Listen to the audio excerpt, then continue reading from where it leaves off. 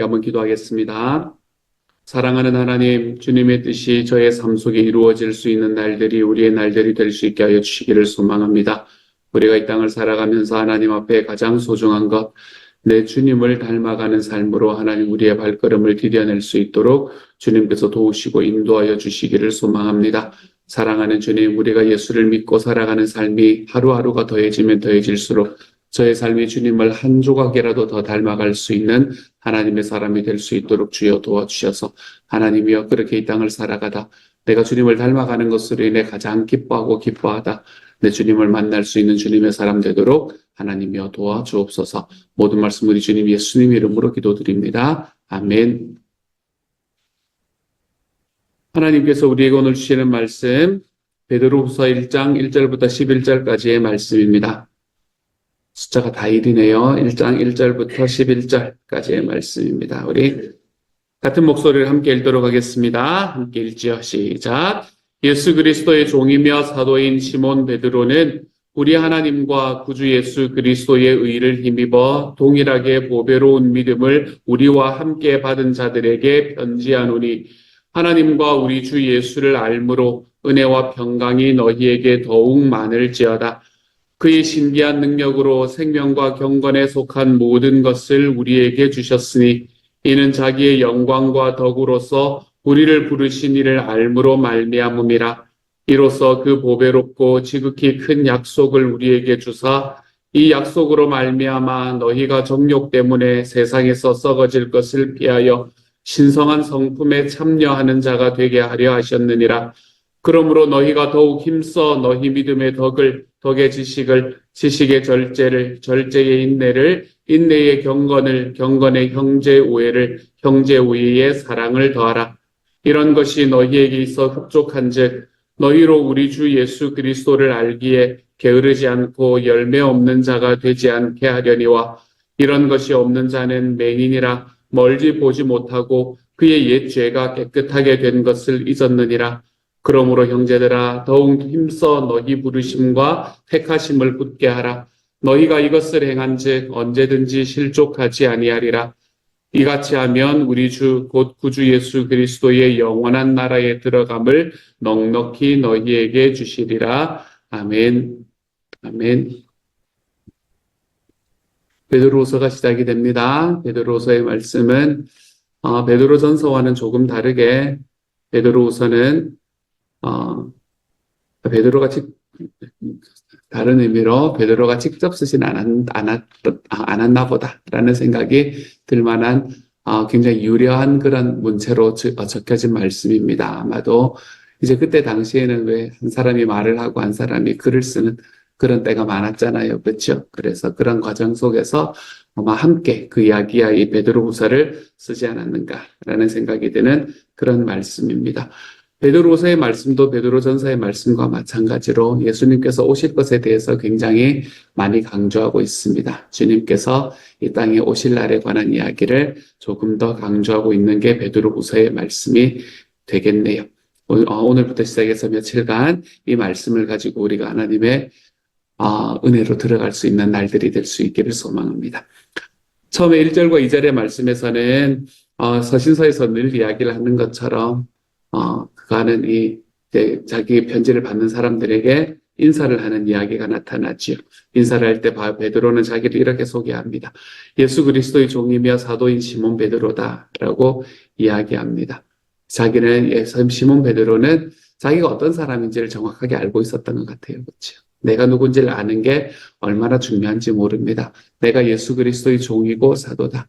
내가 종이다라고 이야기하는 것은 주님께서 나의 삶의 인도자가 되시고 그분께서 나의 삶을 책임져 주시는 분이다라는 것을 의미하는 것일 것이고 사도다라는 것은 그분께서 나에게 맡겨주신 사명이 있는 사람이다라는 걸 이야기하고 있는 거죠.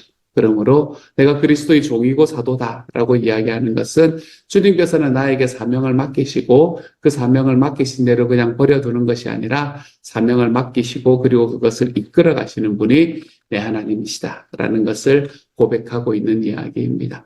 시몬 베드로는 예수님께서 그에게 제일 마지막에 나타나셔서 내 양을 먹이라 라고 이야기하고 내 양을 치라 라고 이야기하셨던 그 말씀이 베드로의 말씀에서는, 삶에서는 아마 평생의 사명으로 자리 잡았던 것 같습니다. 그래서 베드로는 자기가 하나님의 사도로서 주님께서 자기에게 주신 그 사명을 감당하며 살아가는 사람이라는 사실. 하지만 그 과정 속에서 자기가 예수님의 양을 치지만 자기도 예수님의 양으로서 주님께서 자기를 이끌어 가신다라는 것을 분명히 기억하고 살았던 사람이네요. 한 가지 질문이 있습니다. 이 말씀을 보면서 여러분에게 드리는 한 가지의 도전이자 질문. 그것은 사랑하는 여러분은 여러분의 정체성을 정확하게 알고 계십니까? 사도 베드로는 내가 누군지를 알았습니다. 내가 누군지를 알고 살아가는 사람이 얼마나 즐겁고 행복한 사람인지 모릅니다. 내가 누구인가라는 걸 알고 살아가는 사람. 여러분은 주님께서 주님 앞에 섰을 때에 내가 어떤 사람이다라고 주님 앞에 말하면서 살아갈 수 있을 것 같습니까? 그것에 대한 분명한 증거가, 그것에 대한 분명한 대답이 여러분의 삶에 준비되어가는 하나님의 사람이 되었으면 좋겠고, 저는 개인적으로 하나님 앞에 섰을 때에 내가 목자입니다. 목녀입니다. 라고 이야기하며 설 수 있는 하나님의 사람이 되면 저는 그걸로 충분하다. 라고 생각을 하며 살아갑니다. 우리가 그러한 길로 한 걸음씩, 내가 누군지를 아는 길로 한 걸음씩 걸어갈 수 있는 하나님의 사람이 되었으면 좋겠습니다. 누구를 향해서 쓰고 있느냐? 오늘 1절의 말씀, 여전히 1절의 말씀은 우리 하나님과 구주 예수 그리스도의 의를 힘입어 동일하게 보배로운 믿음을 우리와 함께 받은 자들에게 편지하노니. 특정한 교회를 향해서 쓰고 있는 것은 아닙니다. 그렇죠? 특정한 어떤 한 교회를 향해서 쓰고 있는 것은 아니지만 어쨌든 이 베드로 후서가 쓰여지는 사람, 이 편지를 받는 사람들은 예수 그리스도가 누군지를 아는 사람이다. 그러니까 하나님의 자녀들이다라고 이야기하는 데는 아무런 문제가 없을 것 같네요. 그래서 자기가 누구인지를 정확하게 알고 자기를 예수 그리스도의 종이고 사도다라고 표현하는 시몬 베드로가 하나님의 이름을 아는 사람들, 우리 주님을 영접하고 주님의 그리스도의 자녀가 된 사람들에게 편지하는 것이 바로 베드로후서이다 라고 이야기를 하면 될 것 같네요. 특별하게 어떤 교회에 관한 이야기가 없기 때문에 이것은 지금을 살아가는 우리에게 주어지는 말씀이라고 바로 받아들여도 큰 문제가 없을 만큼 그 수신자를 굉장히 넓게 열어놓은 책이 베드로후서가 되겠습니다. 그리고는 처음으로는 인사를 합니다. 하나님과 우리 주 예수를 알므로 은혜와 평강이 너희에게 더욱 많을지어다.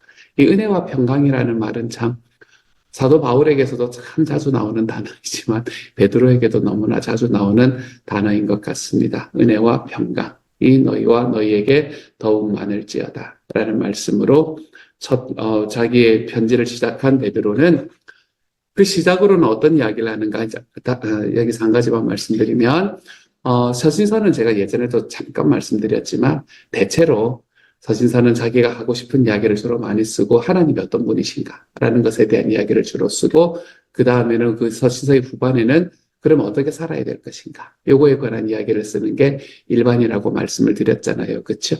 그래서 그 서신서에서 하나님이 어떤 분이신가, 이 서신서를 쓴 사람이 하나님에 관해서 어떤 이야기를 하고 있는가라는 걸 알려면 앞부분을 보면 좋습니다. 그래서 1절의 말씀, 1절의 첫 시작에서부터 그 이야기가 들어오고 있는 거예요. 3절에서 그의 신기한 능력으로 생명과 경건에 속한 모든 것을 너희 우리에게 주셨으니 이는 자기의 영광과 덕으로서 우리를 부르신 이를 알므로 말미암음이라 라고 이야기합니다. 하나님께서 신기한 능력을 가지고 있다라고 이야기합니다. 주님께서는 진짜로 신기한 능력을 가지고 있는 것 같아요. 우리의 삶에서 역사하시는 하나님의 은혜를 우리가 아무리 다 이해하고 이야기하려고 해도 다 알 수는 없는 게 사실인 것 같습니다. 제가 예전에도 한번 말씀드렸지만 제 인생에 정말 소망하는 신앙의 방향은 저는 이해를 추구하는 신앙입니다. 이해를 추구하는 신앙. 우리가 신앙을 가지되 하나님께서 어떤 분이신지에 대해서 알고 그리고 믿는 게 정말 좋습니다. 알고 믿는다라는 것도 조금 어폐가 있는데요. 알면서 믿는 것이 좋습니다. 알면서 믿는 것. 그래서 제가 참 안 좋아하는 이야기 중에 하나가 뭔가 하면 그냥 믿어 이런 이야기입니다. 그냥 믿어. 그냥 믿으면 알게 돼. 물론 그런 경우도 있기는 합니다만, 그러면은 그 알게 되기 전까지 얼마나 많이 마음이 힘들까라는 생각이 저한테 있기 때문에 그래요. 이해를 추구하는 신앙. 저는 맥그레트 교수님이 쓰신 조직신학 개론 책의 제목인 이 이해를 추구하는 신앙이라는 말이 저의 삶에서는 굉장히 중요한 하나의 단어로 자리 잡혀 있거든요. 근데 제가 또 하나 아는 것은 뭔가 하면 결국에 우리는 다 알 수가 없다는 것입니다. 내가 이해를 추구하는 신앙을 위해 향해서 하나님 앞에 걸어가지만 그럼에도 불구하고 우리는 다 알 수가 없다는 거예요. 왜냐하면 하나님께서 우리에게 보여주시는 주님의 모습은 신비한 모습들이 많이 있기 때문에 그렇습니다. 내가 이해할 수 없는 신비한 모습. 그렇기 때문에 내가 몰라 그냥 덮어놓고 믿어 라고 이야기하는 것도 아니겠지만 내가 살아가는 과정 속에서 모든 것을 다 이해하고 믿는다라는 것도 우리에게는 불가능한 이야기가 된다는 겁니다. 그래서 제가 생명의 삶을 여러분에게 강의할 때는 늘 그런 이야기를 하죠. 저는 여러분에게 60, 70% 정도 예수님을 믿으면 어떻게 되는지, 예수님을 믿으면 얼마나 좋은지를 설명해 드릴 수 있다. 이해시켜 드릴 수 있다. 하지만 우리에게 한 30, 40% 정도는 여전히 내가 이해되지 못하는 부분으로 남아있을 건데, 근데 우리는 그것을 어쩌면 우리 평생에 이해하지 못하고 살아갈지도 모른다. 그러므로 내가 하나님 앞에서 내가 들어보는 그런 과정 속에서 60, 70% 정도의 확신이 있으면 딱 믿기로 붙잡고 선택해 보시라. 믿기로 붙잡고 선택을 하다 보면 그 30, 40%가 아무런 문제가 되지 않는 그 삶으로 우리가 이끌어져 간다라고 제가 이야기를 드립니다. 우리들의 삶에서는 이해를 추구하는 삶을 살아가는 거고 이해를 추구하는 신앙을 가지고 살아가겠지만 그럼에도 불구하고 우리는 완전히 이해할 수는 없다. 그래서 오늘 베드로도 첫 시작을 그의 신기한 능력으로, 하나님께서는 능력이 있으신데 신기한 능력이 있다라고 이야기합니다. 사랑하는 여러분, 저는 하나님께서 우리들에게 부어주시는 이 신기한 능력이 오늘 여러분의 삶 속에서 좀 경험될 수 있는 하나님의 사람들이 되어갈 수 있기를 소망합니다.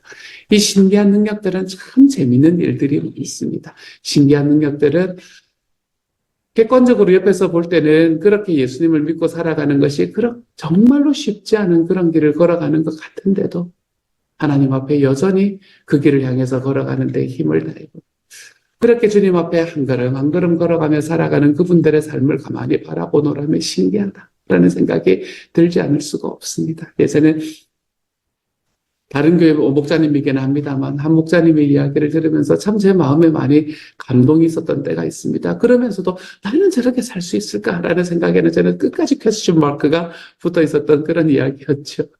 그분이 이제 목자 생활을 쭉 하시다가 이제 목자로서 목사님으로 살아가는 과정 속에서 굉장히 즐겁고 행복하고 주변에 있는 사람들에게 주님의 복음을 전하고 그분들을 영혼 구원하고 제자 양육하는 길로 오는 게 너무너무 행복해하던 분이셨는데 이렇게 하다가 이제 어느 날 직장에서 레이오프를 당한 거예요.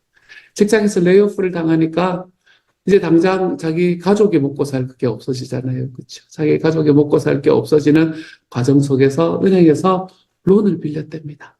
그래서 은행에서 이제 론을 빌려서 돈을 빌려가지고 그리고 살아가는데 그 론을 빌려서 뭘 하려고 론을 빌렸냐 하면 목장하려고 론을 빌렸답니다. 목장하려고.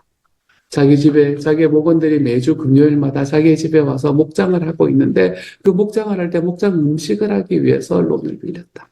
그리고 하나님께서 그 2년 동안에 그 직장이 없이 살아가는 2년 동안에 한 번도 빠짐없이 목장을 할 수 있도록 만들어 주셨고 그렇게 행하는 목장들 속에서 그렇게 행했던 삶 속에서 하나님이 은혜를 주셔서 그 2년 뒤에 경력 단절이 있었음에도 불구하고 하나님께서 더 좋은 곳으로 자기를 인도해 주셨다. 뭐 이런 이야기들. 여러분 신기한 이야기 아닙니까? 그렇죠? 저는 이것에 대해서 나는 할 수 있을까? 그렇죠. 아직은 저는 잘 모르겠습니다만 하나님께서 일으키신 신기한 일이 맞는가? 거기에는 느낌표입니다. 그렇습니다. 하나님께서 신기한 일을 일으키시는 것 같아요. 한국에서 예수님을 알지 못하고 살아오던 삶이 수십 년을 살아오던 사람이었는데 미국에 연수를 오게 되어가지고 연수를 와서 이제 교회를 만났는데 교회를 처음 만나니까 너무너무 좋은 거예요. 그래서 자기의 꿈이 어떤 꿈이었었나 자기가 돌아가서 모교의 교수가 되는 게 꿈이었었는데 그렇게 교회 생활을 쭉 하다가 어느 날 이제 그러다가 이분이 이제 예수님을 믿고 목자가 되셔가지고 그리고 목자 생활을 이렇게 하고 있는데 한 번은 한국에 있는 자기가 꿈꾸던 대학에서 교수를 하겠냐고 이제 오퍼가 왔다고 이야기하더라고요. 그때 마음속에 있던 질문. 내가 가서 교수를 하는 게 하나님의 뜻에 올바른 길입니까, 하나님? 아니면 내가 여기서 목자를 하는 것이 하나님 앞에 올바른 길입니까? 그 질문에 목자하는 길을 선택하고 자기가 여기까지 왔습니다. 이런 이야기를 하시는 분의 이야기를 들어보면 여전히 퀴즈마크입니다. 나는 할 수 있을까 잘 모르겠어요. 하지만 하나님께서 참 신기하다라는 이야기는 너무 분명한 것 같거든요. 정말로 내가 누군가가 내 마음에 정말로 마음에 들지 않아서 그 사람을 몇 년 동안을 미워하고 있고 그리고 그 사람과는 내가 말을 섞지 않으리라 라고 이야기하며 살아가던 삶이 쭉 지속이 되는데 어느 순간에 하나님께서 내 마음에 은혜를 주셨어. 정말로 먼저 잘못한 사람이 손을 먼저 내미는 것이 아니라 더 성숙한 사람이 손을 먼저 내미는 겁니다. 라는 게 진짜 내 마음에 딱 다가와서 내가 손을 탁 내밀게 만드시면서 그러면서도 여전히 틱틱거리는 그 사람에게 내가 좀 더 내 마음을 열고 그 사람을 탁 안아버리는 그런 삶의 선택을 하는 그런 과정들을 겪어볼 때 우리는 하나님이 신기한 하나님이구나. 이런 거를 알게 됩니다. 저는 이러한 경험들이 여러분의 삶에서 순간순간 드러날 수 있기를 소망합니다. 크든 작든. 하나님께서 내가 할 수 없는 일을 하시는 분이죠. 우리는 자꾸 신기한 하나님, 내가 할 수 없는 일을 하시는 하나님 이러면 자꾸 어떤 거를 생각해서 제가 이런 예를 자꾸 드나 하면 로또 맞는 거 막 이런 거 생각해서 그래요. 자녀가 막 엄청나게 잘 되는 거 막 이런 것만 자꾸 생각을 해서 신기한 하나님 이러면 제가 하나님께서 우리에게 주시는 신기함은 이런 것들도 있습니다. 라는 걸 여러분에게 말씀드려 보는 겁니다. 그러니 사랑하는 여러분, 오늘 하루를 살아갈 때, 우리 평생을 살아갈 때 하나님이 우리에게 주시는 신기한 일들을 좀 깊이 경험하며 살아가는 하나님의 사람이 되어갈 수 있기를 소망합니다. 내가 예수 그리스도의 제자가 되어가는데 그 제자가 되어가는 과정이 객관적으로 볼 때는 좀 어려워 보이지만 사는 나는 즐거운 삶. 이러한 삶이 우리의 삶에서 좀 나타날 수 있기를 소망합니다. 그래서 오늘 말씀에서도 3절에 보면 그의 신기한 능력으로 생명과 경건에 속한 모든 것을 우리에게 주셨으니 이는 자기의 영광과 덕으로서 우리를 부르신 이를 알므로 말미암음이라. 사실은 무슨 말인지 잘 모르겠습니다. 하지만 4절을 보면 좀 더 분명히 이해가 됩니다. 그리고 그 하나님께서 우리에게 무엇을 주셨는가? 4절에서 보면 이로써 그 보배롭고 지극히 큰 약속을 우리에게 주사 이 약속으로 말미암아 너희가 정욕 때문에 세상에서 썩어질 것을 피하여 신성한 성품에 참여하는 자가 되게 하려 하셨느니라. 제가 포틀랜드 온누리 선결교회에 가서 주일날 나누었던 설교의 제목이 그거였습니다. 우리의 삶에서 하나님께서 주시는 예수님이 주시는 가장 행복한 일은 내가 예수님을 닮아가는 일입니다. 여러분, 우리는 예수님을 닮으면 됩니다. 우리의 삶 속에서 우리 주님을 닮아가면 그것으로 충분합니다. 우리의 삶에서 내가 주님을 믿고 살아가는 과정 속에서 나에게 무엇이 남는가? 나에게는 주님의 성품이 남을 겁니다. 저는 그렇게 살아가는 삶이 우리가 하나님 앞에 살아가는 삶의 가장 핵심이라고 생각합니다. 우리에게는 주님의 성품이 남을 겁니다. 우리에게는 사역의 열매가 남는다라고 생각할 수 있습니다. 사역의 열매는 하나님께서 우리에게 주시는 진짜 열매입니다. 그것은 하나님이 우리가 우리의 삶에서 내 뜻대로 이룰 수도 없고 내 뜻대로 그것을 만들어낼 수도 없습니다. 하나님께서 우리에게 주시면 주는 겁니다. 하지만 사역의 열매는 있어도 좋고 없어도 좋습니다. 사역의 열매 그런 것들이 있겠죠, 그렇죠? 우리 목사님 분가하는 것, 내가 어떤 목사님들을 보면 10번을 분가하셨다, 이런 분들 계시잖아요. 꼭 내가 그렇게 되지 않아도 괜찮습니다. 하나님 앞에서 주님께서 나에게 주신 사명 딱 붙들고 내가 그 길 따라 그냥 쭉 인내하면서 걸어가는 삶이면 충분합니다.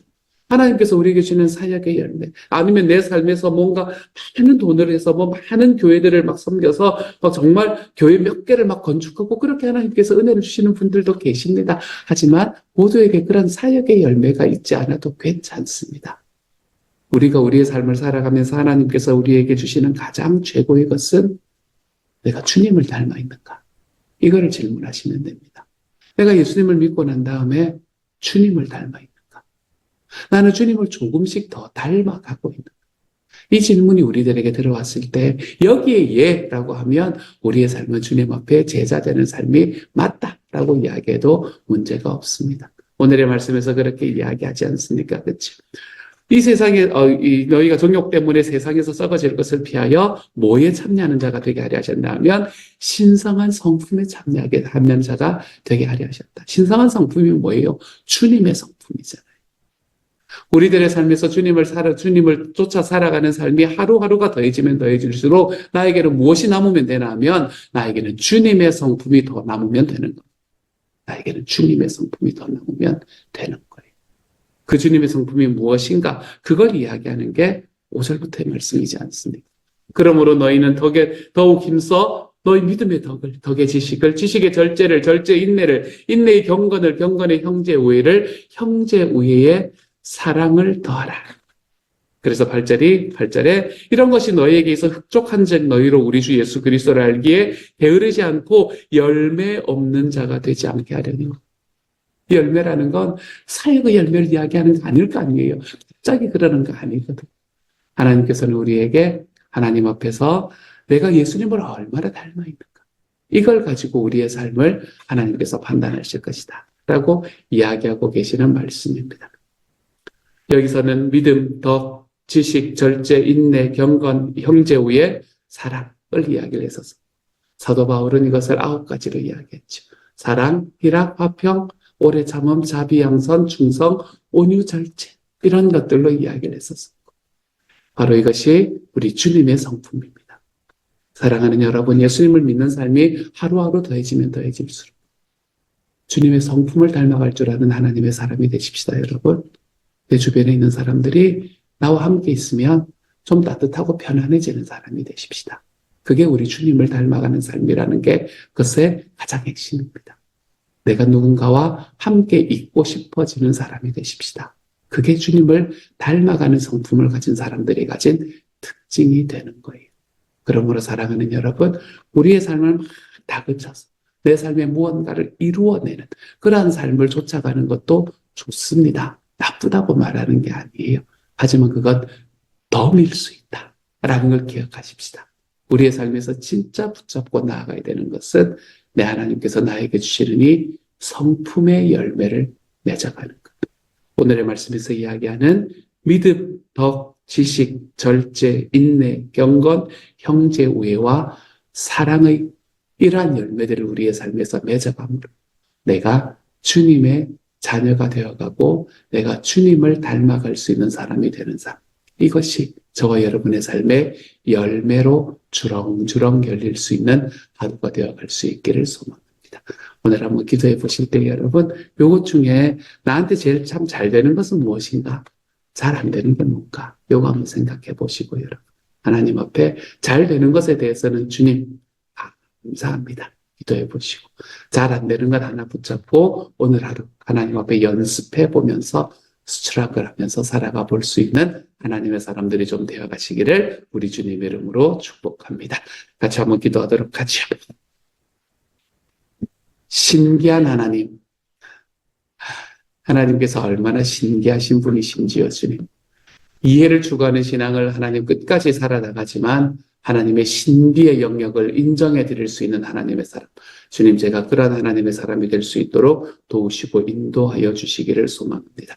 사랑하는 하나님, 하나님께서 또한 우리들의 삶 속에서 내가 주님을 믿어가면 믿어갈수록 우리의 삶에 나타나는 열매들이 하나님 내 주님의 성품을 닮아가는 열매가 일어날 수 있도록 하나님께서 도와주셔서 오늘 하루 살아갈 때 주님, 우리가 믿음의 덕의 지식을, 지식의 절제를, 절제의 인내를, 인내의 경건을, 경건의 형제 우애를, 형제 우애의 사랑을 더하며 살아가는 사람이 되어서 우리에게 이런 것이 있어서 흡족할 수 있는 열매 있는 삶을 살아가는 하나님의 사람이 되도록 주여 도와주옵소서. 모든 말씀 우리 주님 예수님 이름으로 기도드립니다. 아멘. 하늘에 계신 우리 아버지, 아버지의 이름을 거룩하게 하시며 아버지의 나라가 오게 하시며 아버지의 뜻이 하늘에서와 같이 땅에서도 이루어지게 하소서. 오늘 우리에게 일용할 양식을 주시고 우리가 우리에게 잘못한 사람을 용서하여 준 것 같이 우리 죄를 용서하여 주시고 우리를 시험에 빠지지 않게 하시고 악에서 구하소서. 나라와 권능과 영광이 영원히 아버지의 것입니다. 아멘.